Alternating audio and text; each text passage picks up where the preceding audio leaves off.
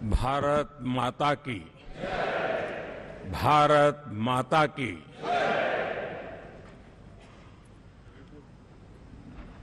मैं सबसे पहले तो इस सभागृह में उपस्थित एनडीए घटक दलों के सभी नेतागण, नवनिर्वाचित सभी सांसदगण और हमारे राज्यसभा के भी सांसदगण, आप सबका हृदय से बहुत बहुत आभार व्यक्त करता हूं।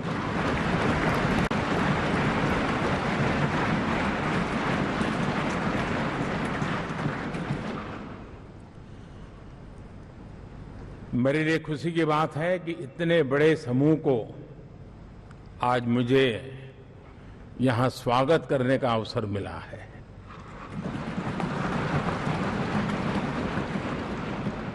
जो साथी विजयी होकर के आए हैं वे सभी अभिनंदन के अधिकारी हैं, लेकिन जिन लाखों कार्यकर्ताओं ने दिन रात परिश्रम किया है, न उन्होंने दिन देखा न रात देखी, और इतनी भयंकर गर्मी में हर दल के कार्यकर्ता ने जो पुरुषार्थ किया है, परिश्रम किया है, मैं आज संविधान सदन के इस सेंट्रल हॉल से सर झुका करके उनको प्रणाम करता हूं।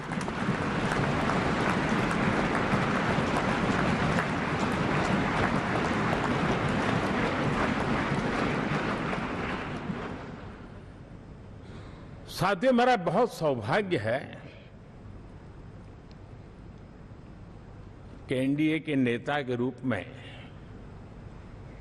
आप सब साथियों ने सर्वसम्मति से चुन करके मुझे एक नया दायित्व दिया है,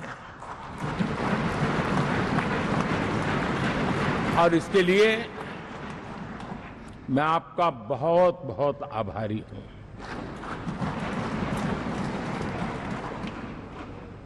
व्यक्तिगत जीवन में एक मैं जवाबदारी का एहसास करता हूं। जब 2019 में इस सदन में मैं बोल रहा था, आप सबने मुझे नेता के रूप में चुना था, और तब मैंने एक बात पर बल दिया था, विश्वास। आज जब आप मुझे फिर से एक बार ये दायित्व देते हैं, इसका मतलब है कि हम दोनों के बीच, हम आपस में विश्वास का सेतु इतना मजबूत है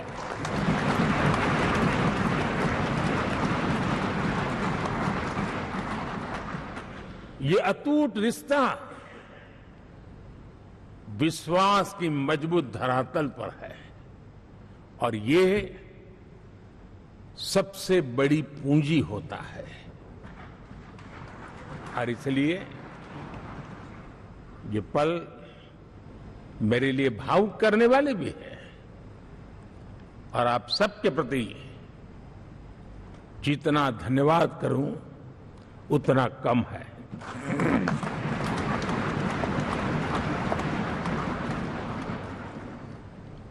साथियों, बहुत कम लोग इन बातों की चर्चा करते हैं, शायद उनको सूट नहीं करता होगा, लेकिन हिंदुस्तान के इतने महान लोकतंत्र की ताकत देखिए कि एनडीए आज देश में 22 राज्यों में लोगों ने उनको सरकार बना करके सेवा करने का मौका दिया।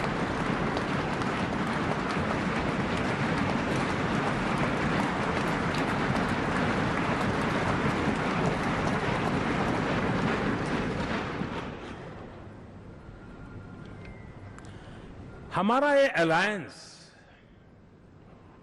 सच्चे अर्थ में भारत की असली जो स्पिरिट है, जो भारत का आत्मा है, भारत की जड़ों में जो रचा बसा है, उसका एक अर्थ में प्रतिबिंब है।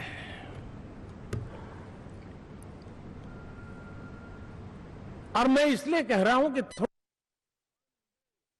हमारे देश में 10 ऐसे राज्य जहां हमारे आदिवासी बंधुओं की संख्या प्रभावी रूप से है, निर्णायक रूप से है, जहां इस आबादी आदिवासियों की ज्यादा है, ऐसे 10 राज्यों में से 7 राज्यों में एनडीए सेवा कर रहा है।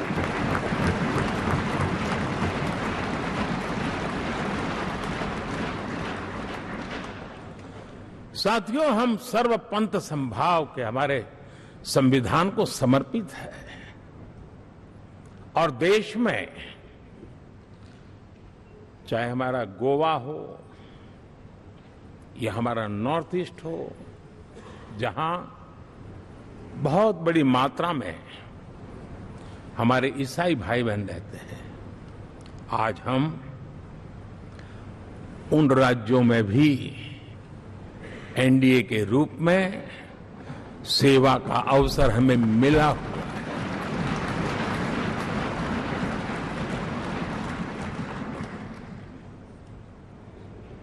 साथियों, प्री पोल अलायंस हिंदुस्तान के राजनीतिक इतिहास में और हिंदुस्तान की राजनीति में गठबंधन के इतिहास में प्री पोल अलायंस इतना सफल कभी भी नहीं हुआ है जितना कि एनडीए हुआ है।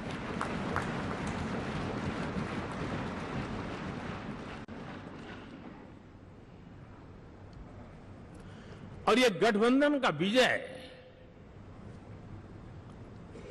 हमने बहुमत हासिल किया है और मैं कई बार कह चुका हूं, शब्द अलग होंगे लेकिन मेरे भाव उसमें एक सातत्य है।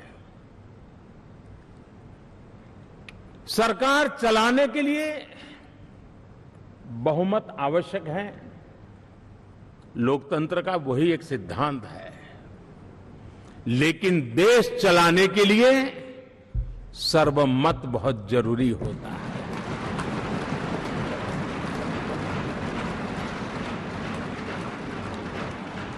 और मैं आज देशवासियों को यहां से विश्वास दिलाना चाहता हूं कि आपने जिस प्रकार से हमें बहुमत देकर के सरकार चलाने का सौभाग्य दिया है, ये हम सबका दायित्व है कि हम सर्वमत का निरंतर प्रयास करेंगे और देश को आगे ले जाने के लिए हम कोई कोर कसर नहीं छोड़ेंगे।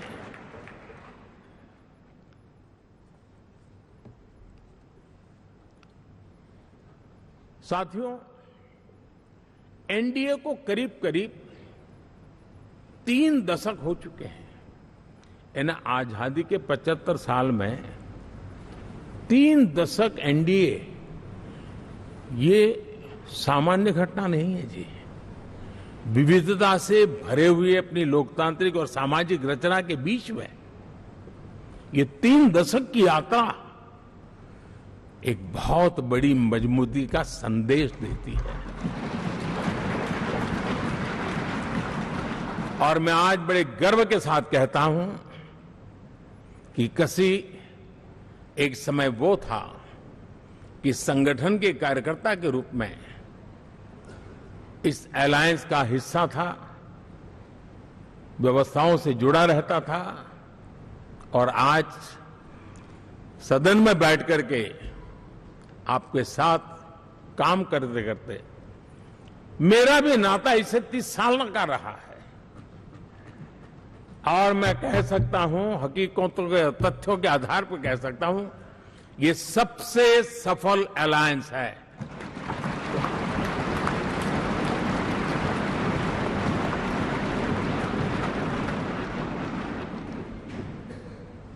हम गर्व से कह सकते हैं कि 5 साल का टर्म होता है।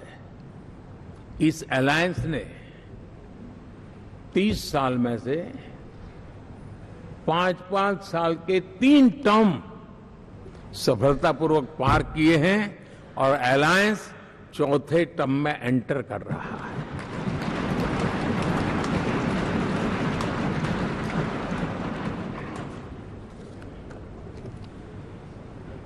साथियों, इस बात को जो राजनीति के विशेषज्ञ हैं,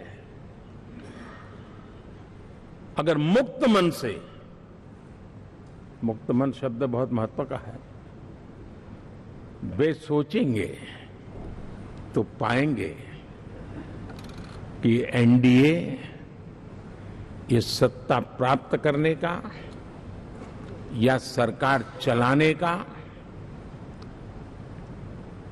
कुछ दलों का जमावड़ा नहीं है।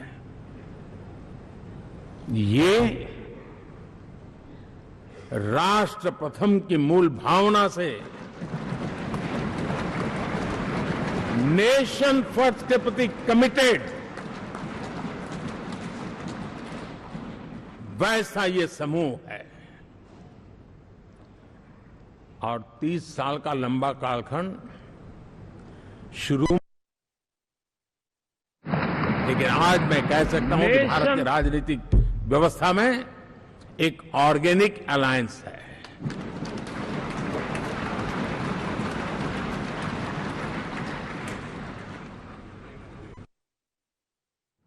शुरू में शायद असेंबल हुआ होगा, लेकिन आज अटल बिहारी वाजपेयी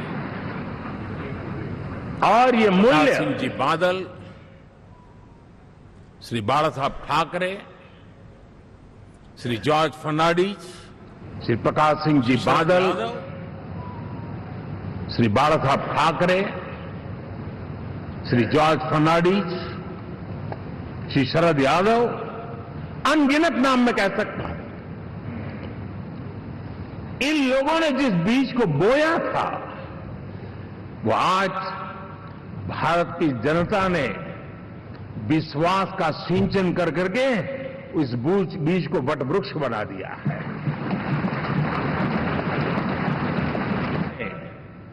विश्वास का सिंचन कर करके उस बीज को वटवृक्ष बना दिया है।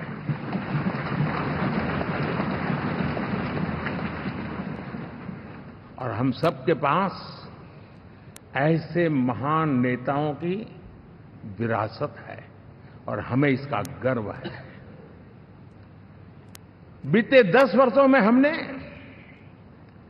एनडीए की उसी विरासत, उसी मूल्यों को लेकर के निरंतर आगे बढ़ने का और देश को आगे बढ़ाने का प्रयास किया। जब मन से राजनीति के विश्लेषक अगर विश्लेषण करेंगे तो देखेंगे कि एनडीए का जो लोग दिखते हैं ना, उसमें एक कॉमन चीज नजर आती है और वो है गुड गवर्नेंस। इन सब ने अपने अपने समय में, अपने अपने कार्यकाल में जब जब जहां सेवा करने का मौका मिला है, गुड इस देश को दिया है। और इस प्रकार से एनडीए एक प्रकार से, एनडीए कहते ही गुड गवर्नेंस ये अपने आप पर्यायवाची बन जाता है। साथियों, हम लोगों के सभी के कार्यकाल में, चाहे मैं गुजरात में रहा हूं या बाबू हमारे आंध्र में रहे हो या नीतीश जी ने के लिए भरपूर सेवा की हो, हम सब के अंदर केंद्र बिंदु में गरीब का कल्याण केंद्रस्थ रहा है।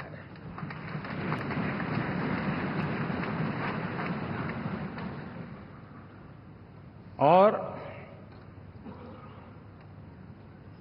देश ने एनडीए के गरीब कल्याण के, गुड गवर्नेंस के 10 साल को देखा है। इतना नहीं, मैं कह सकता हूं देश ने इसे जिया है।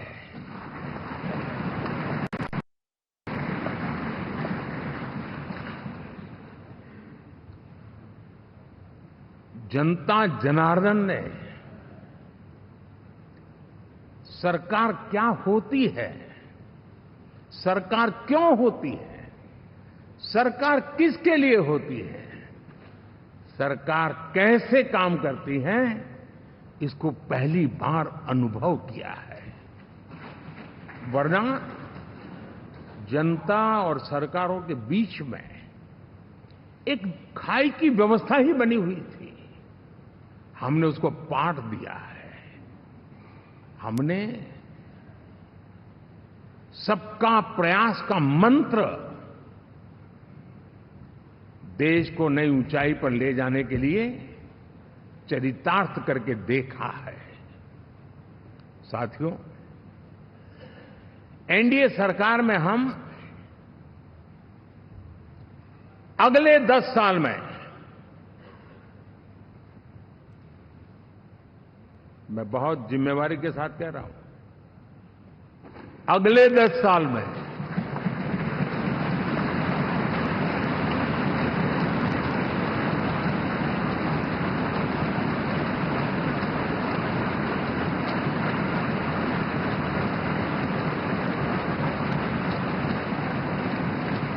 गुड गवर्नेंस, विकास,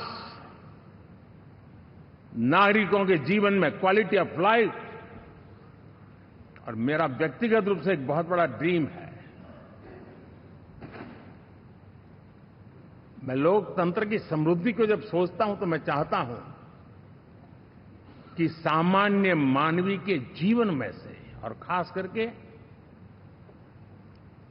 मध्यम वर्ग, उच्च मध्यम वर्ग, उनके जीवन में से सरकार की दखल जितनी कम हो उतनी लोकतंत्र की मजबूती है।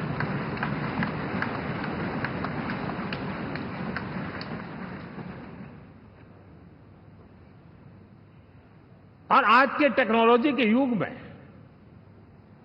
बहुत आसानी से हम, वरना एक दिन में 10 काम हो तो 10 अलग अलग वो सारी चीजें मांगेंगे। हम बदलाव चाहते हैं। गुड गवर्नेंस का ये भी एक महत्वपूर्ण पहलू है। लेकिन हम विकास का नया अध्याय लिखेंगे, गुड गवर्नेंस का नया अध्याय लिखेंगे, जनता जनार्दन की भागीदारी का नया अध्याय लिखेंगे, और सब मिलकर के विकसित भारत के सपने को साकार करके रहेंगे।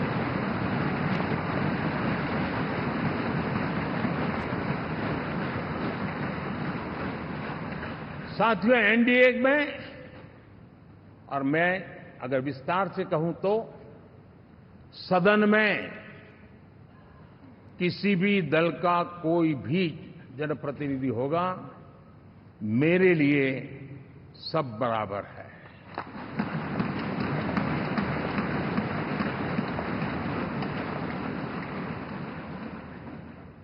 जब मैं सबका प्रयास की बात करता हूं तो मैं सदन में भी, चाहे वो लोकसभा हो या राज्यसभा हो, हमारे लिए सब बराबर है। और यही एक भाव है जिसके कारण 30 साल से एनडीए अलायंस मजबूती के साथ आगे बढ़ा है। अपना पराया कुछ नहीं है। सबको गले लगाने में हमें कभी कोई कमी नहीं रखी है। उसी का परिणाम है कि जनता का विश्वास भी जीत पाते हैं। साथियों, हमने 2024 में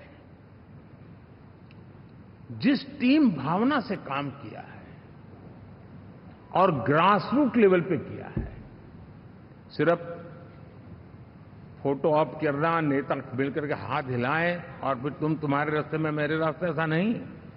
ग्रास रूट लेवल तक सबने मिल करके ये जो काम किया है और उसी ने हमें ऑर्गेनिक अलायंस का सामर्थ्य दिया है।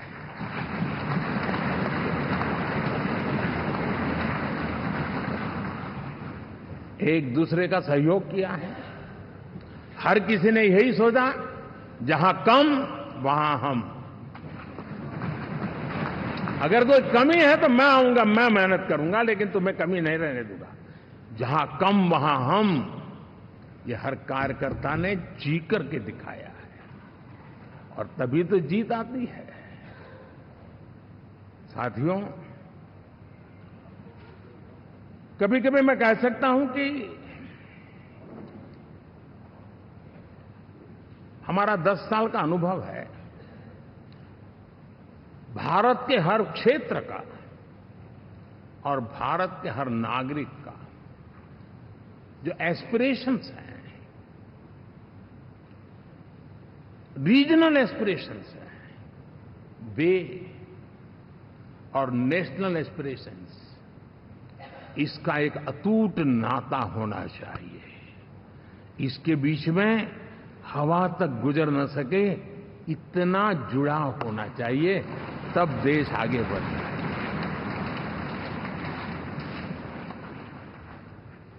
साथियों, इस चुनाव में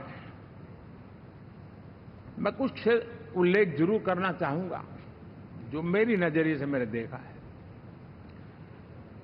दक्षिण भारत में एनडीए ने एक नई राजनीति की नींव मजबूत की है।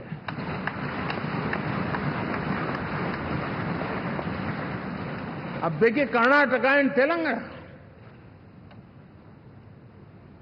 अभी तो इनकी सरकारें बनी थी, लेकिन पल भर में ही लोगों का विश्वास टूट गया, भ्रम से लोग बाहर आ गए और एनडीए को गले लगा दिया। कर्नाटक और तेलंगाना में दोनों जगह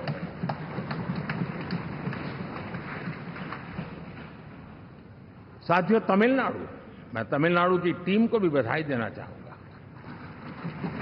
और वहां हमारा एनडीए समूह बहुत बड़ा भी है और कईयों को पता था कि हम एक साथ एक सीट नहीं लड़ा पाएंगे, लेकिन इस लड़ाई में हम साथ रहेंगे। और मैंने बहुत से एनडीए के साथी तमिलनाडु में ऐसे हैं कि जिनका कोई उम्मीदवार नहीं था, लेकिन इस झंडे को ऊंचा रखने के लिए वो जी जान से जुटे थे। और इसलिए आज तमिलनाडु में भले हम सीट नहीं जीत पाए, लेकिन जिस तेजी से एनडीए का वोट शेयर बढ़ा है, वो साफ साफ संदेश दे रहा है कल में क्या लिखा हुआ है।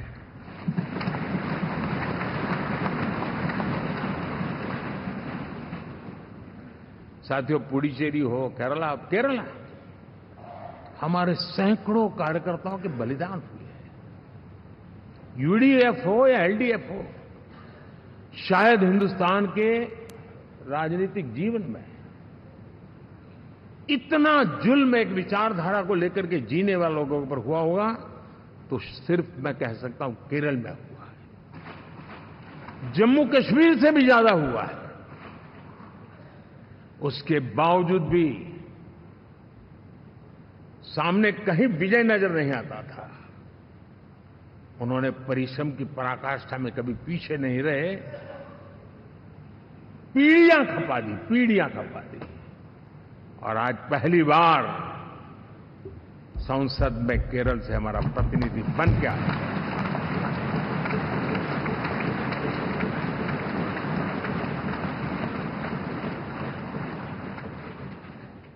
साथियों,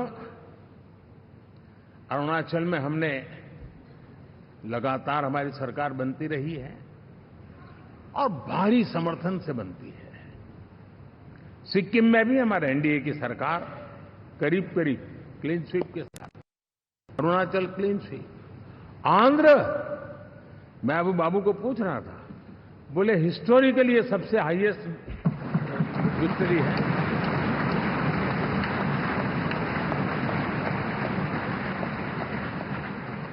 और ये जो यहां दिखता है ना, पवन, ये पवन नहीं, ये आंधी है।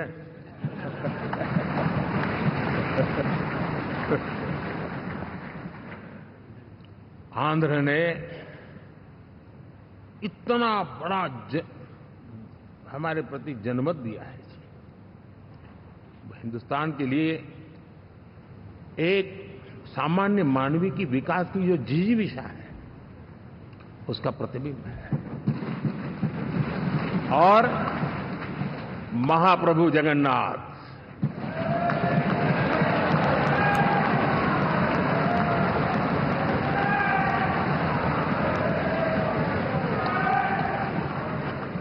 और मैंने अनुभव किया हमेशा। मैं हमेशा मानता हूं ईश्वर के अनेक रूप होते हैं, लेकिन जब मैं भगवान महाप्रभु जगन्नाथ जी को याद करता हूं तो मैं हमेशा मानता हूं ये गरीबों के देवता है।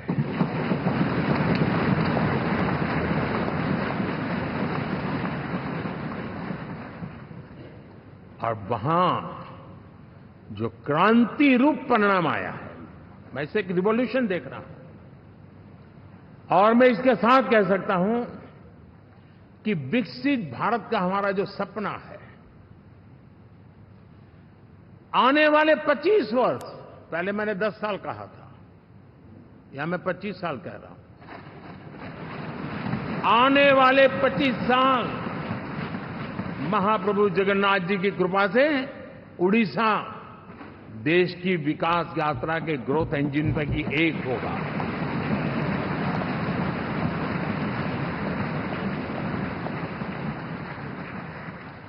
साथियों, हम लोग जब 4 जून के नतीजे चल रहे थे, मैं तो अपने काम में कुछ व्यस्त था, बाद में फोन आना शुरू हो गए। तो मैंने किसी को पूछा, यार ये तो ठीक है आंकड़े वांकड़े, तो मुझे ये बताओ कि ईवीएम जिंदा है कि मर गया?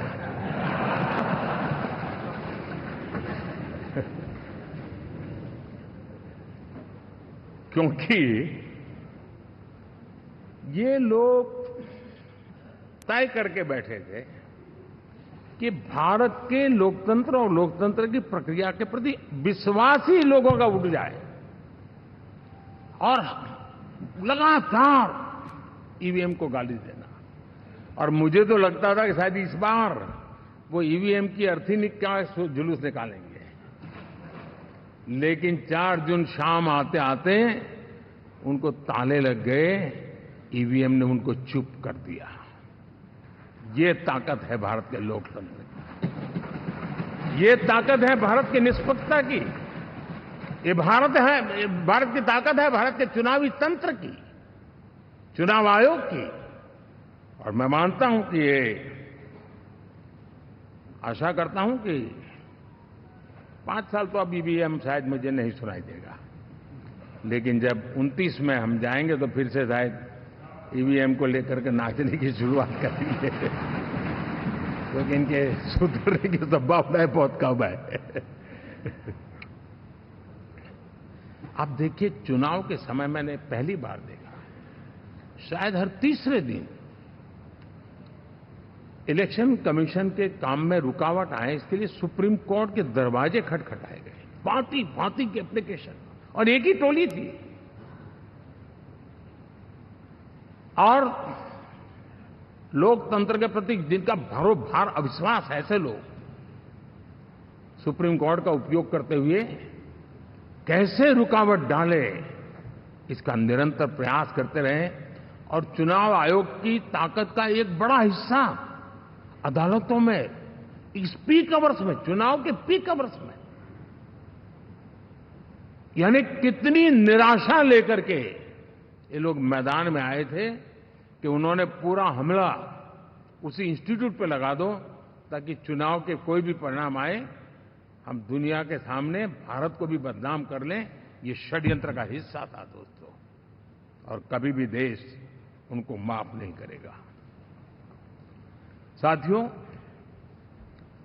इंडी गठबंधन वाले जब ईवीएम का विरोध करते हैं तो मैं सिर्फ एक चुनाव के रूप में नहीं देख रहा। मैं मानता हूं ये लोग मन से पिछली शताब्दी के सोच वाले लोग हैं। वे टेक्नोलॉजी को हम महत्व न समझते हैं, न टेक्नोलॉजी स्वीकार करने को तैयार है। और ये सिर्फ ईवीएम में दिखाई दिया ऐसा नहीं, यूपीआई में दिखाया। जब हमने कहा कि हिंदुस्तान के लोग डिजिटल ट्रांजैक्शन करेंगे, फिनटेक की दुनिया में आज हिंदुस्तान का नाम हो गया, मानने को तैयार नहीं। आधार आज देश की एक पहचान बना है। मैं तो देख रहा हूं कि मुझे कई देश कहते हैं कि हमें आधार की पद्धति से आगे बढ़ना है, आप कैसे मदद कर सकते हैं।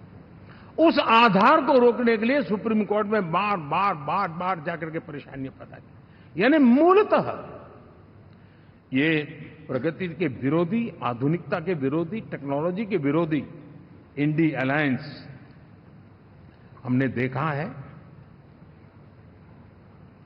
साथियों, इस देश के लिए ये भी चिंता का विषय है कि विश्व में भारत के लोकतंत्र की ताकत को कम आंकने का प्रयास, और कितना एक्सट्रीम है। मैं दुनिया में ढोल पीट रहा हूं कि हम मदर ऑफ डेमोक्रेसी है, और ये दुनिया में जाकर के बता रहे नहीं हमारे देश में तो डेमोक्रेसी जैसा कुछ नहीं, कि वो मोदी बैठ गया है, वो एक चाय बेचने वाला यहां पहुंच कैसे गया, कुछ तो गड़बड़ की होगी। ये जो इनकी मनस्थिति है जी, भारत के नागरिकों को चुनाव प्रक्रिया के प्रति अविश्वास पैदा करने का जो उनका षड्यंत्र है, मैं मानता हूं कि अब दुनिया भी भारत के लोकतंत्र की विविधता, विशालता, व्यापकता, गहनता, इन सबको भी जानने समझने के लिए आकर्षित होगी। ऐसे ही इस चुनाव के नतीजे में देख रहा हूं। साथियों, जब 1 तारीख को मतदान पूरा हुआ और 4 तारीख को काउंटिंग, इस बीच की चीजों को आप देखिए। योजनाबद्ध तरीके से देश को हिंसा की आग में झोंकने का बयान दिए जाते थे। यहां इकट्ठे होना, यहां पहुंचना, यहां करना। कुछ लोग इस चीज को गंभीर नहीं लेते हैं, लेकिन ये बहुत गंभीर है। आप भारत के लोकतंत्र को, पहले उसकी व्यवस्था को अनादर करते हो, अब परिणाम आने से पहले एक ऐसा माहौल बना दो कि बस आग लगा देंगे। हर प्रकार से उन शब्दों का अर्थ यही निकलता है कि उन्होंने देश को उस दिशा में ले जाने का प्रयास किया था। लगातार देश को गुमराह करने का प्रयास किया गया, देश के लोगों को बांटने का प्रयास किया। अरे, चुनाव एक ऐसा लोकोत्सव होता है कि ज्यादा से ज्यादा लोगों को हम जोड़े, तोड़ने के लिए नहीं होता है। लेकिन हर प्रकार से कोशिश यही की गई। साथियों,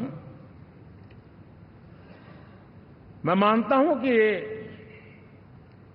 2024 के लोकसभा के चुनाव के जो नतीजे हैं, हर पैरामीटर से देखेंगे, दुनिया ये मानती है और मानेगी कि ये एनडीए का महाविजय है।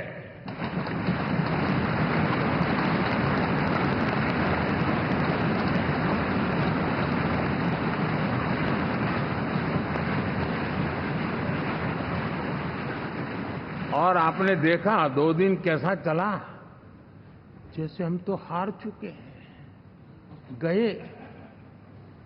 सब चारों तरफ यही दिखता था, क्योंकि उनको अपने कार्यकर्ताओं का मोरल हाई करने के लिए ऐसे काल्पनिक परेड ये करने पड़ रहे हैं। और साथियों, गठबंधन के इतिहास में अगर आंकड़ों के हिसाब से देखें तो ये सबसे मजबूत गठबंधन की सरकार है।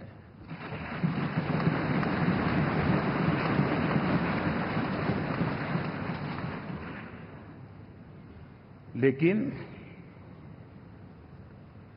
कोशिश ये की गई कि इस विजय को स्वीकार न करना, उसको पराजय के छाया में डुबो कर रखना। लेकिन उसकी ऐसी चीजों की बाल मृत्यु हो जाती है, और हो भी गई। लेकिन देशवासी जानते हैं कि न हम हारे थे न हम हारे हैं।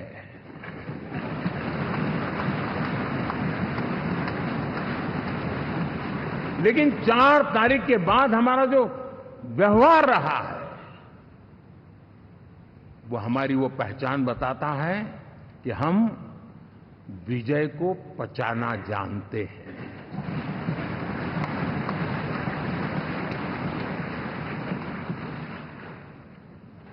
हमारे संस्कार ऐसे हैं कि विजय की गोद में उन्माद पैदा नहीं होता है और न ही पराजित लोगों के प्रति उपहास करने के हमारे संस्कार हैं। हम विजय को भी पचाते हैं और पराजित का भी उपहास करने की विकृति हम नहीं पालते। ये हमारे संस्कार हैं। अब किसी भी बालक को पूछो कि भाई लोकसभा के चुनाव के पहले सरकार किसकी थी, तो कहेगा एनडीए। 24 के नतीजों के बाद सरकार किसकी बनी, एनडीए। फिर हारे कहां से भाई? पहले भी एनडीए थी, आज भी एनडीए और कल भी एनडीए है।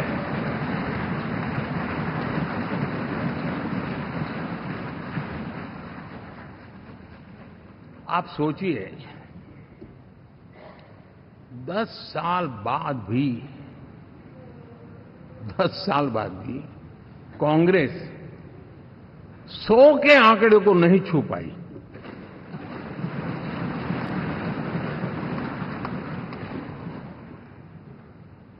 और अगर मैं 14, 19 और 24 3 चुनावों को जोड़ करके कहूं, कांग्रेस के 3 चुनाव जोड़ूं, तो इन 3 चुनावों में जितनी सीटें मिली है उससे ज्यादा हमें इस चुनाव में मिली है।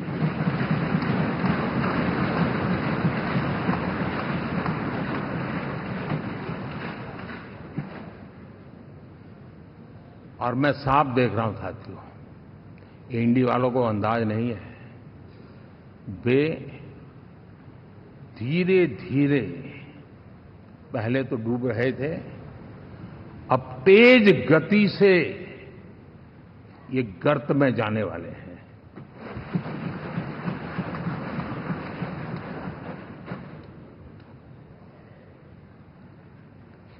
साथियों, इंडिया अलायंस वाले देश के सामान्य नागरिकों की जो समझ है,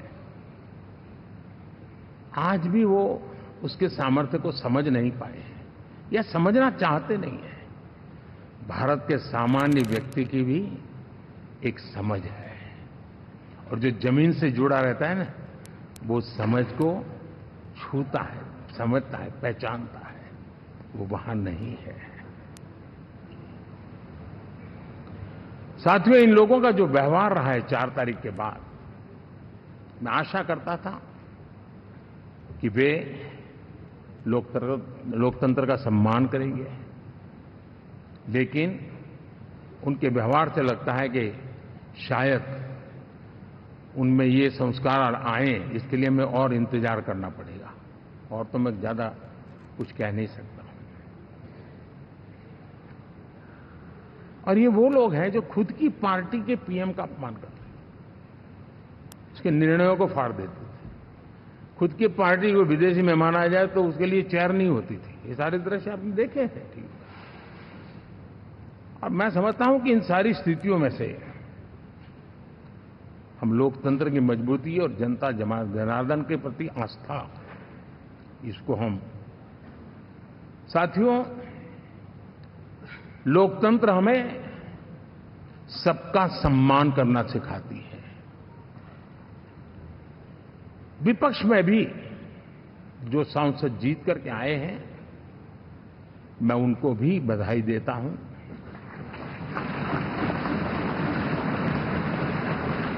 और मैं पिछले 10 वर्ष में एक चीज मिस कर रहा था कि debate, participation, quality of debate,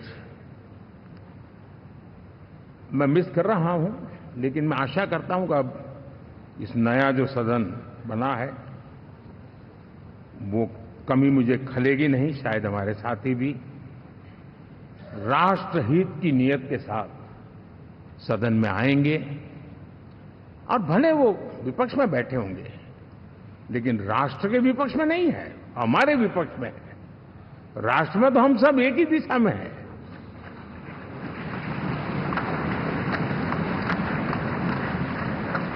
राष्ट्र में हमारा कोई पक्ष विपक्ष नहीं है। राष्ट्र में तो हम 140 करोड़ है।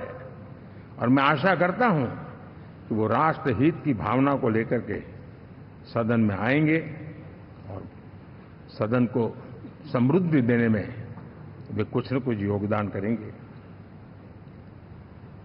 साथियों, 24 का जनादेश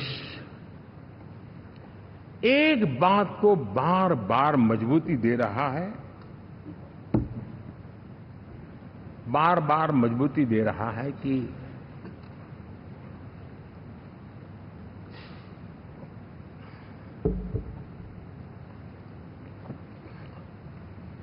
देश को आज के वातावरण में सिर्फ और सिर्फ एनडीए पर ही भरोसा है।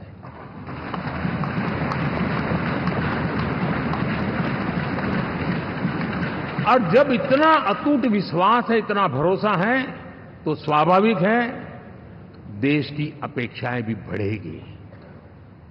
और मैं इसे अच्छा मानता हूं और हम सबका कर्तव्य भी मानता हूं। और इन अपेक्षाओं को पूर्ण करने के लिए, और मैंने पहले भी कहा था कि जो 10 वर्ष हमने काम किया है वो तो ट्रेलर है।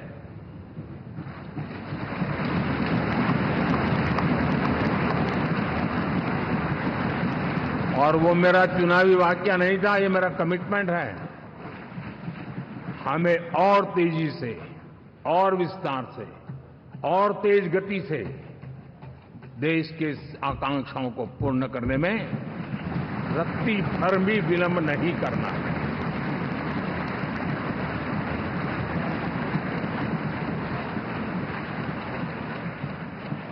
जनता जनार्दन चाहती है हम पहले से ज्यादा डिलीवर करें। जनता चाहती है कि हम खुद ही हमारे पुराने रिकॉर्ड तोड़े।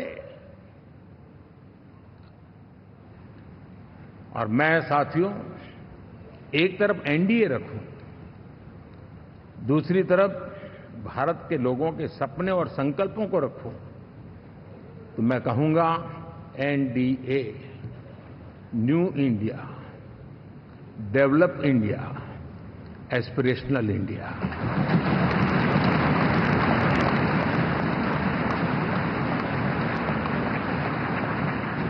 और इसी सपने और संकल्पों को पूरा करना, ये हम सबका संकल्प भी है, कमिटमेंट भी है, और हमारे पास रोड मैप भी है।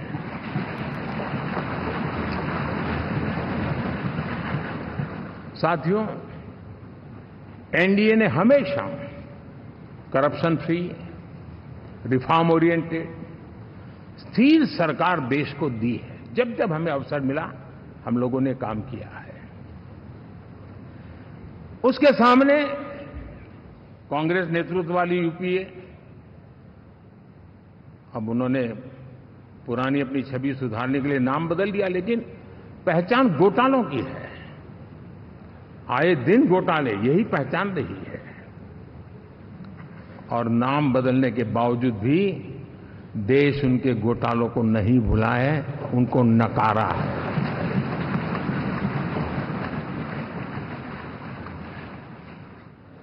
और मैं कह सकता हूं साथियों, इंडी अलायंस वालों ने एक व्यक्ति का अपोज करने के वन पॉइंट एजेंडा के कारण देश की जनता ने उनको ही ऑपोजिशन में बिठा दिया है।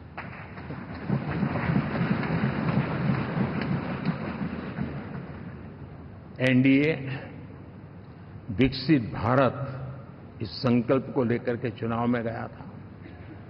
देश के लिए सकारात्मक सोच को लेकर के गया था। देश की युवा शक्ति के सामर्थ्य को समझ करके नए अवसरों को लेकर के देश को आगे बढ़ने की बात लेकर के गया था। जबकि हमारे सामने जो लोग थे वो भ्रम फैलाना, झूठ फैलाना, यही गुमराह करने वाले काम यही करते रहे थे। अब एनडीए और उनका देखें, इवन नामांकन में जाएंगे तो भी आपको देखेगा उनका चुनाव प्रचार, उनका नामांकन, हम लोगों का एक एक दृश्य देख लीजिए और उनका एक एक दृश्य देखिए, कितना बड़ा अंतर है। हर चीज में उनका कैरेक्टर दिखाई देता है। और क्या रहा, फोटो ऑप के लिए तो उन्होंने अलायंस घोषित कर दिया, लेकिन कितने ही राज्यों में वो आपस में लड़ते रहे हैं, चुनावी जंग में एक दूसरे की पीठ में छुरा भोंकते रहे हैं। कभी उन्होंने कहा कि ये तो हमारा वैचारिक अलायंस है, वो विचार लेवल पर ठीक है, बाकी नीचे तो हमारा अपना हम तैयार करेंगे।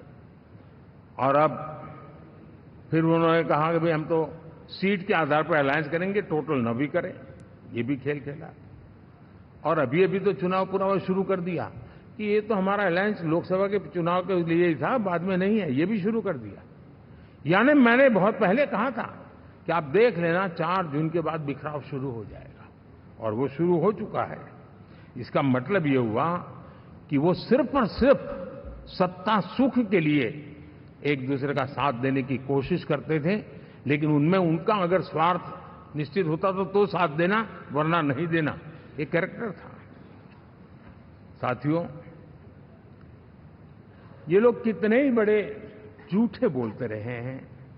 और आप देखिए, चुनाव के समय उन्होंने देश के सामान्य नागरिक को गुमराह करने के लिए जो पर्चियां बांटी कि ये देंगे और वो देंगे और टिकना देंगे, फलाना देंगे, 2 दिन से मैं देख रहा हूं कि कांग्रेस के दफ्तरों पर लोग कतार लगा के खड़े हैं कि ये पर्ची है, 1 लाख रुपया कहां है, लाओ भाई, मांग रहे हैं लोग। यानी आपने जनता जनार्दन की आंखों में कैसा उनको भ्रमित किया, कैसी आंख में धूल झोंक दी कि वो बेचारा सामान्य नागरिक मान के चलता था, हाँ भाई 4 जून के बाद रुपया मिल जाएगा, इसलिए वो जाके खड़ा रह गया। और अब उसको धक्का मारा जा रहा है, डंडे मारे जा रहे हैं, वहां से निकाला जा रहा है। अब इस प्रकार का चुनाव, ये अपने आप में देश के गरीबों का अपमान है, हमारे देश के सामान्य नागरिकों का अपमान है। और कभी भी देश ऐसी हरकतों को न भूलता है, न ही कभी माफ किए बिना माफ कभी करता है।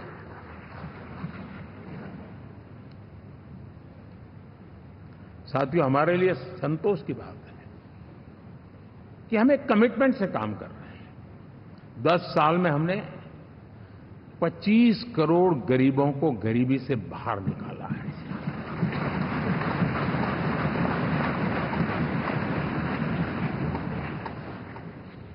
गरीब कल्याण का एक सुरक्षित मजबूत कवच दिया है हमने उसको, और उसके अंदर भी एक नए एस्पिरेशंस पैदा हुए हैं कि हां, अब मुझे गरीब नहीं रहना है, और उसके लिए मुझसे जो हो सके मैं हर अवसर का फायदा उठाऊंगा। 3 करोड़ गरीबों को घर, ये ऐसे कहने का आंकड़ा नहीं है जी, कितनी मेहनत पड़ती है मुझे मालूम है, लेकिन हम सफलतापूर्वक इसको कर पाए हैं। 4 करोड़ लोगों को दे चुके हैं, 3 करोड़ का हम संकल्प लेकर के आज से आगे बढ़ेंगे। यानी ये भी हिम्मत है कि 4 करोड़ देने के बाद जिन परिवारों का विस्तार हुआ है, जरूरत पड़ी है, और राज्यों की भी उसमें इच्छा है, 3 करोड़ नए घर बनाने का संकल्प। 70 वर्ष की आयु से ऊपर के व्यक्तियों को, नागरिकों को 5 लाख रुपए तक इलाज के लिए मुफ्त इलाज की व्यवस्था।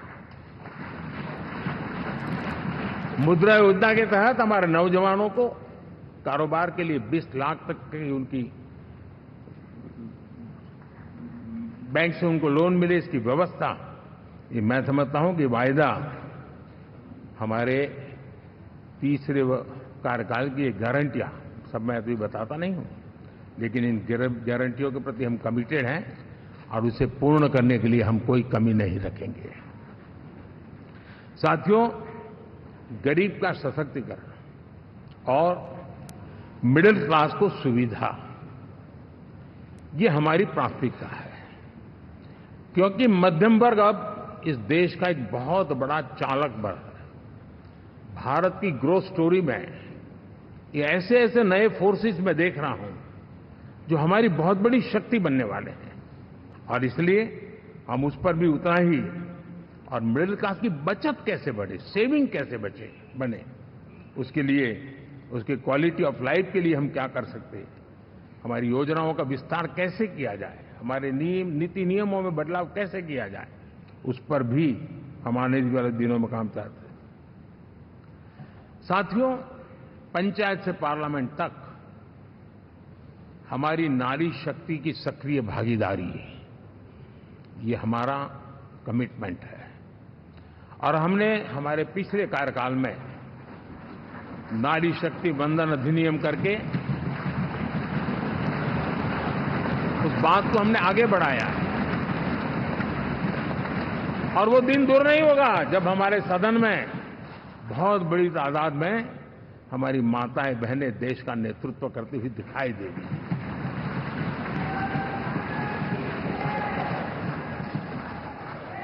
इस पूरे चुनाव में हम सबसे ज्यादा महिला उम्मीदवारों को टिकट देने वाली पार्टी रहे हैं, ये हमारा कमिटमेंट है।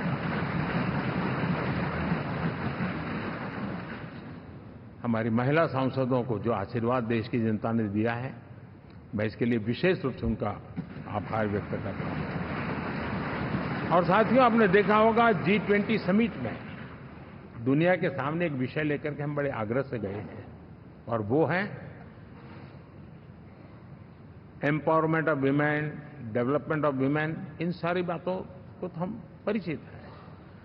हमने एक नया शिफ्ट किया है और हम G20 समिट से भी इसको आगे बढ़ा रहे हैं, विमेन लेड डेवलपमेंट।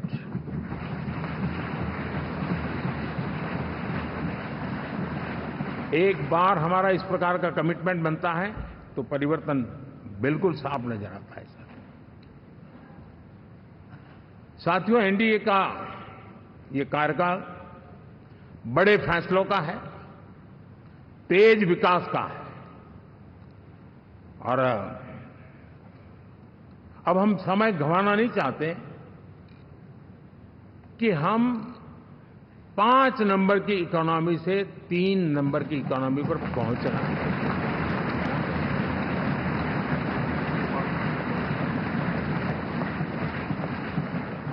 और ये खाली 5 और 3 का आंकड़ा नहीं है, उसके कारण जो अर्थव्यवस्था का कद बन जाता है, वो सामान्य मानवी की आशा आकांक्षाओं को पूरी करने के लिए सरलता बढ़ जाती है। देश के लिए जो जरूरतें हैं वो आराम से पूरी करने का सामर्थ्य बन जाता है, और इसलिए हम उस दिशा में बड़ी कोशिश करके आगे बढ़ना चाहते हैं। राज्यों का सहयोग भी उसमें उतना ही महत्वपूर्ण है, और भारत के संविधान ने हमें जिस प्रकार का दिशा निर्देश किया है कोऑपरेटिव फेडरलिज्म का, लेकिन मैंने उसमें आग्रह रखा है कॉम्पिटिटिव कोऑपरेटिव फेडरलिज्म। हमारे राज्यों के बीच में भी तंदुरुस्त स्पर्धा हो, राज्य और केंद्र के बीच में भी तंदुरुस्त स्पर्धा हो, हम अच्छा करने की स्पर्धा करें, और उस दिशा में हम आगे बढ़ना चाहते हैं। और हमने देखा है कि जब मैं कॉम्पिटिटिव कोऑपरेटिव फेडरलिज्म की बात करता हूं, आपने देखा G20 समिट हम एक जगह पे कर सकते थे, हम भी मालाएं पहन करके फोटो निकलवा सकते थे, लेकिन हिंदुस्तान के अनेक शहरों में 200 से ज्यादा मीटिंगें हुई, और दुनिया भर के नीति निर्धारक जो कहे G20 देशों के और बाकी भी 5-7 देशों के, वो हिंदुस्तान के कोने कोने में गए, उनके देशों में जाकर के भारत की विविधता, भारत की विशालता, इसकी चर्चा कर रहे हैं। उनके लिए आश्चर्य है, हमने तो दिल्ली आकर के वापिस जाते थे, पता ही नहीं था कि देश इतना बड़ा है। ये अपनी एक ताकत का परिचय हुआ है। हमने कोविड में देखा, राज्यों के साथ कोऑपरेशन के साथ हमने जिस प्रकार से लड़ाई लड़ी, और एक सूत्र में रह करके लड़े, दल किसी का भी हो सरकार में, लेकिन हमने इस काम को किया क्योंकि हमारा कोऑपरेटिव फेडरलिज्म के प्रति कमिटमेंट है। एस्पिरेशनल डिस्ट्रिक्ट एक ऐसा मॉडल है गवर्नेंस का जिसमें राज्य भी उतना ही सक्रियता से हमारे साथ जुड़े हुए हैं। और दुनिया के लिए जो डेवलपिंग कंट्रीज हैं उनके लिए गवर्नेंस का एक ऐसा मॉडल प्रस्तुत हो रहा है जिसका अब तो केस स्टडी के रूप में दुनिया के अनेक यूनिवर्सिटी केस स्टडी करना शुरू की है।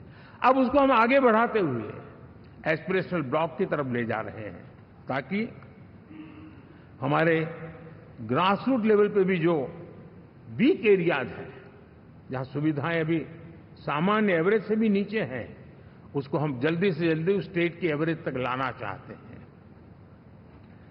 देश का रीजन कोई भी क्षेत्र हो, सर्वांगीण विकास को लेकर के हम चले। साथियों, गत 10 वर्ष में इंफ्रास्ट्रक्चर के क्षेत्र में हमने एक बहुत बड़ा यानी सोचने में भी बदलाव लाए। जमीन पर तो लाए, वरना हमारे देश में सोचा चलेगा यार, अरे एक बार कर लो ना, उस सहारे में से बदलाव नहीं। अब तो अच्छा ही चाहिए, बड़ा ही चाहिए, जल्दी से जल्दी पहुंचाने वाला चाहिए। सामान्य मानवीय के मन को हमने इससे प्रेरित भी किया है और पुरुषार्थ करके हमने उस दिशा में काम किया है। 5 साल में हमें गति शक्ति यानी इस प्रकार के प्लेटफॉर्म पर जो काम किया है, जो काम 6-6, 8-8 महीने तक नहीं होता था, वो आज 15-20 दिन में कर सकते हैं। सर, टेक्नोलॉजी का उपयोग करके हम काम कर रहे हैं। और ये जब होता है तो उसका मूल फायदा देश के नौजवानों के लिए रोजगार के अति अवसर बन जाते हैं। उनके लिए जीवन में सिलेक्शन के लिए बहुत बड़ा दायरा बढ़ जाता है। और वो हमें साथियों, आज भारत दुनिया में विश्व के लिए एक नया मैन्युफैक्चरिंग हब के रूप में उभर रहा है। और जब हम मैन्युफैक्चरिंग हब कह रहे हैं तब सिर्फ इलेक्ट्रॉनिक गुड्स या सर्विसेज की मैं बात नहीं कर रहा हूं। मैं फूड प्रोसेसिंग में भी आज दुनिया में हम बहुत तेजी से आगे बढ़ रहे हैं और वो भारत के किसानों को बहुत बड़ी ताकत देने वाला है। उसी प्रकार से स्पेस हो, आर्टिफिशियल इंटेलिजेंस हो, स्टार्टअप्स की बात हो, स्किल जॉब अपॉर्चुनिटीज की बात हो, आज भारत बहुत तेजी से आगे बढ़ेगा, बढ़ रहा है, ये मेरा विश्वास है।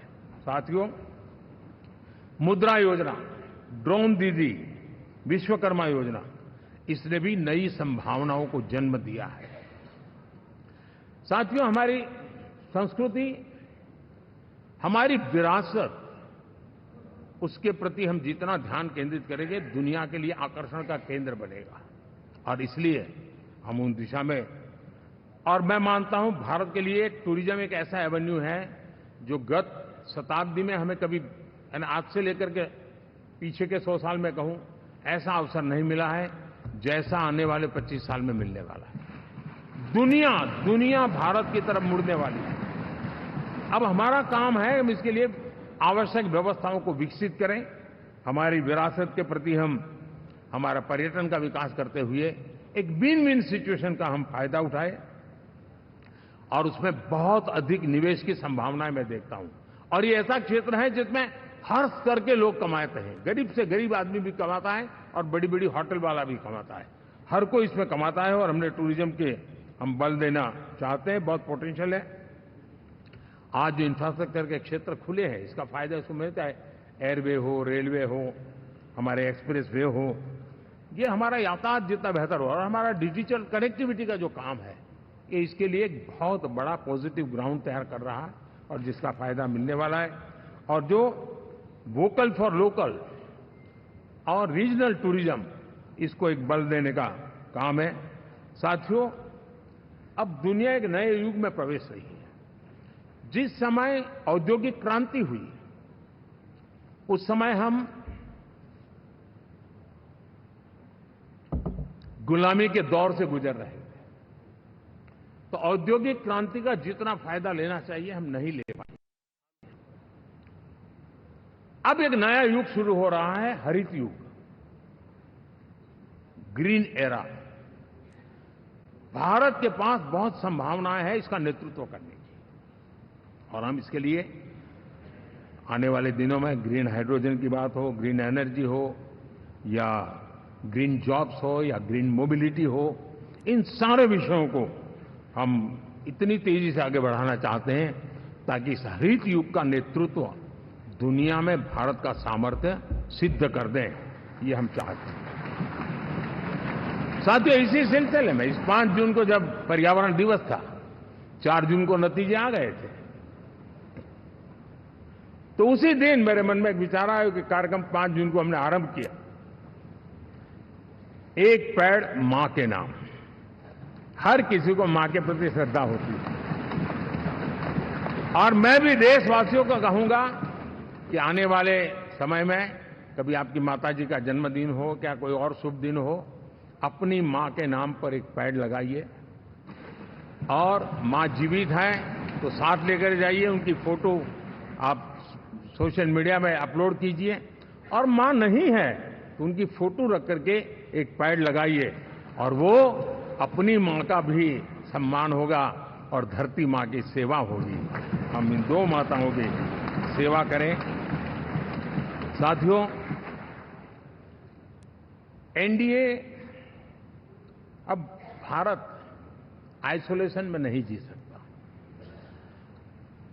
वैश्विक परिवेश में भारत की भूमिका दिनों दिन बहुत बढ़ती चली जा रही है। 2014 में जब एनडीए की सरकार बनी, पूरे विश्व में उसी एक पल से ही एक नया जिज्ञासा पैदा हुई, थोड़ी आशा के संकेत उनको नजर आने लगे, और फिर उस बदलाव बहुत बड़ा तेजी से आया, और पिछले 10 वर्ष में भारत ने जिन कामों को बढ़ लिया है, आज भारत की छवि विश्व बंधु की बन चुकी है। दोस्तों, विश्व हमें एक बंधु के रूप में स्वीकार कर रहा है, और जब दुनिया हमें विश्व बंधु के रूप में स्वीकारती है, तो हमारी वैश्विक जिम्मेवारियों को भी हमने हमारे आने वाले रोड मैप में महत्व देना ही होगा। और भारत की सफल विदेश नीति ने अच्छे परिणाम भी दिए हैं। हमने हर संकट को उस प्रकार से हैंडल किया, जिस प्रकार से मानवीय मूल्यों को हमने प्राथमिकता दी, उसका परिणाम है कि सामान्य मानवी के मन में ये विश्व बंधु वाला भाव बहुत मजबूत हुआ, और भारत का सेवा भाव का जो कैरेक्टर है, उसको विश्व ने पहचाना है। चाहे यूक्रेन का संकट हो, चाहे अफगानिस्तान का संकट हो, हर हमारे लोगों को बचाना हो, हमने किसी भी में हमने कोई कमी नहीं रखी है। और साथियों, ये क्षमता के कारण भारत में निवेश की संभावनाएं बहुत बढ़ने वाली है। मैं राज्यों से भी कहूंगा कि आप प्रगतिशील नीतियां बनाकर रेडी रहिए। विश्व आज आपके आंगन पे दरवाजे पर दस्तक दे रहा है, और जो राज्य ज्यादा स्पष्ट नीतियों के साथ आएगा, जो राज्य उन कंपनियां विदेशी आने वाले लोगों को ठीक से हैंडल करेगा, उसको बेनिफिट मिलने ही वाला है। और भारत ने जो नीतियां बनाई है, भारत ने जो वातावरण बनाया है, उसका लाभ भारत के हर राज्य को मिलना चाहिए, और उस दिशा में हम तेजी से काम करना चाहते हैं।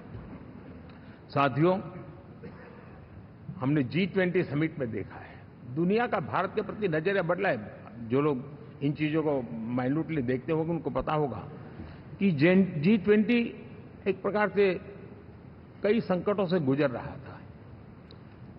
उतार चढ़ाव आते रहते थे, बिखराव भी नजर आ रहा था, लेकिन भारत में G20 आने के बाद नए प्राण से भर गया है, नया सामर्थ्य आ गया है। और ये भारत की ताकत है कि उसने पूरे विश्व को जोड़ने में G20 के माध्यम से बहुत बड़ा काम किया है।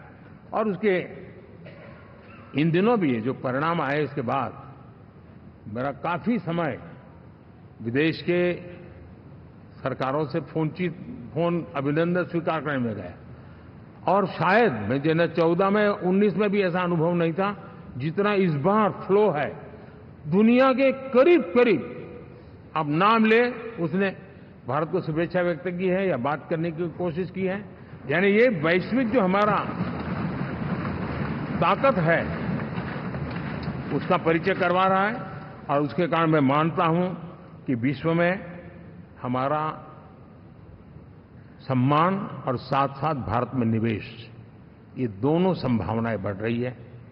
साथियों, हमारे संविधान का 75वां वर्ष है, हम चाहते हैं कि संविधान हमारी संवैधानिक संस्थाओं का संरक्षण भर इसके मात्र के लिए है, ऐसा नहीं, कोई अदालत में धाराओं का उपयोग करके काम करने के लिए नहीं है।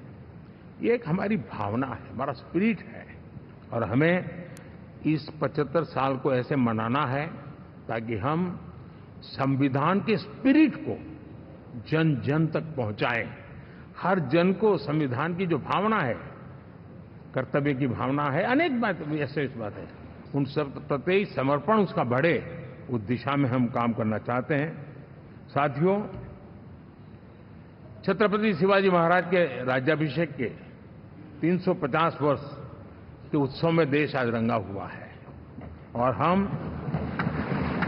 हमारे लिए सबसे बड़ी प्रेरणा है, क्योंकि उसमें राष्ट्र प्रथम की भावना है। छत्रपति शिवाजी महाराज को याद करते ही राष्ट्र प्रथम की भावना हमें मजबूती देती है, और इसलिए हम देश में इसी एजेंडा को आगे रखते हुए, और जब इसी समय 350 साल का पर्व आया है, तो हमें अपनी पॉलिसी और परफॉर्मेंस और सामान्य मानवीय का जीवन बेहतर करना है, उसमें जरा भी विलंब नहीं करना है। साथियों, विकास की सारी तैयारियां, रोड मैप लेकर को हम चलेंगे ही, चल रहे हैं, लेकिन साथ साथ हम नए नए सांसद आए हैं, कुछ पुराने सांसद हैं, कुछ ज्यादा अनुभवी सांसद भी हैं। आप देखते हैं कि इन दिनों, पिछले 2 दिन से आप टीवी पे देखते होंगे, एक भी सच्चाई मुझे उसमें नजर नहीं आई। कोई ये कह रहा है, कोई वो कह रहा था, सब मैंने कहा भी जरा पूछो तो ये जानकारी लाते कहां से, गपगोले चला रहे, किसी के खाते में कुछ भी डाल करके चल रहा है। तो मतलब ये थोड़े दिन, क्योंकि 10 साल से ऐसे अवसर नहीं मिले हैं, तो शायद ये उबाल जरा ज्यादा रहेगा। लेकिन आप मान के चलिए जी, ऐसे लोग कोई पहुंचेंगे, बस साहब मेरा अच्छा संबंध है, मंत्री में आपका नंबर कर सकता हूं, आया, हमें भी पता नहीं होता यार, हो सकता है मिनिस्टर बनने का ये रास्ता होगा तो हम भी गलती से उसका हाथ पकड़ लेते हैं, और वो पता नहीं वो किस खाई में डुबो देता है। कभी कभी तो शायद अब तो टेक्नोलॉजी ऐसी है कि हो सकता है मेरे सिग्नेचर से कोई लिस्ट बाहर निकल जाए कि ये मंत्री बन गए, हो सकता है कोई बुद्धिमान डिपार्टमेंट भी बांट दे। तो आजकल कई लोग सरकार बनाने में लगे हुए हैं, मंत्री पद बांट रहे हैं, पद बांट रहे हैं, व्यवस्था बांट रहे हैं।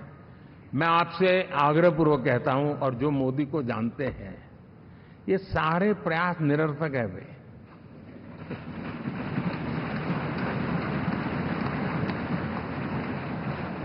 आप भी किसी का फोन आ जाए तो 10 बार वेरीफाई कीजिए कि जिसने फोन किया है वो सचमुच में अथॉरिटी है। अदरवाइज कोई भी क्या, भाई आपका नाम हो गया है, सुबह परिवार को बुला लीजिए, शपथ समारोह में आना है, हो गया। तो ऐसी गपबाजी करने वाली एक बहुत बड़ी फौज रहती है। कुछ लोग आदतन करते रहते हैं, कुछ लोगों को मजाक आती है लेकर, और कुछ लोग बदिरादे से करते हैं। मेरा सभी सांसदों से आग्रह है कि हम इन सारे षड्यंत्रों का शिकार न बने। दूसरा, हमारे जो इंडिया अलायंस वालों ने इस चुनाव में फेक न्यूज में एक्सपर्टाइज कर लिया, डबल पीएचडी कर लिया उन्होंने, वो शायद इसका भरपूर उपयोग करेंगे। हम कृपा करके इन चीजों से दूर रहें, अफवाहों से दूर रहें। ये जो टीम बैठी है वो अनुभवी टीम है, मुझे भी सही सलाह देने वाली टीम है, और इसलिए टीम मिलकर के बहुत सही निर्णय करने वाली है। कृपा करके ब्रेकिंग न्यूज के आधार पर देश चलेगा नहीं, ये मान के चलिए।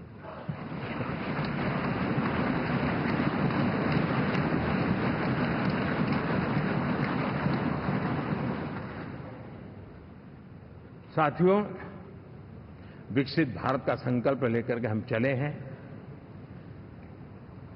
3 नंबर की इकोनॉमी पहुंचना मैं जानता हूं, निश्चित रोड मैप के साथ उसको हम पार करने वाले हैं।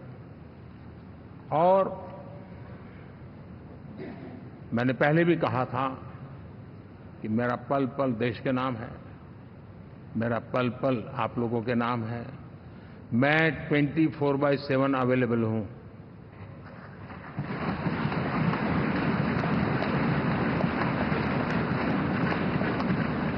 हमें मिलकर के देश को आगे बढ़ाना है। फिर से एक बार आप लोगों ने मुझ पर जो विश्वास जताया है, जो प्यार दिखाया है और जो समर्थन दिया है, वाकई मैं मानता हूं भारत के लोकतंत्र की एक बहुत बड़ी ताकत है। मैं जितना आपका आभार व्यक्त करूं उतना कम, और मैं विश्वास दिलाता हूं कि मैं आपकी आशा अपेक्षाओं को पूरी करने में, परिश्रम करने में कोई कमी नहीं रखूंगा।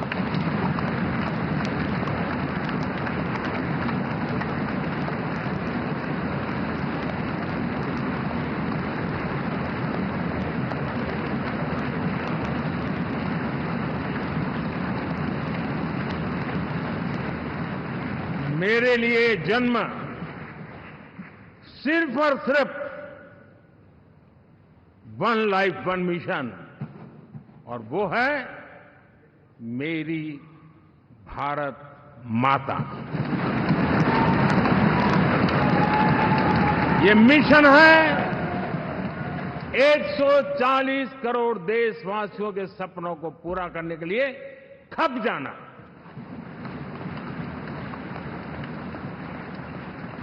ये मिशन है 140 करोड़ देशवासियों को 1000 साल की मुसीबतों से जो गुजरी हुई पीढ़ी दर पीढ़ी है, उसे मुक्ति दिला करके सम्मान के साथ विश्व में मेरा हर देशवासी दुनिया उसे देखे तो उसका मन कर जाए, काश ये हिंदुस्तान का है, अरे नजर मिल जाए तो अच्छा होगा। ये मैं स्थिति पैदा करना है। उसका मन लालायित होना चाहिए, हिंदुस्तानी है, अरे यार जरा हाथ मिला लूं, कुछ एनर्जी मुझे भी आ जाए। मैं देश को इस ऊंचाई पे ले जाना चाहता हूं। और साथियों, मुझे पक्का विश्वास है आपका साथ, आपका सहयोग, आपका अनुभव बहुत बड़े परिणामों की संभावनाएं लेकर के आया है। लोकसभा का ये गठन उन सभी आकांक्षाओं को पूरा करेगा। मैं फिर एक बार आप सबका हृदय से बहुत बहुत धन्यवाद करता हूं।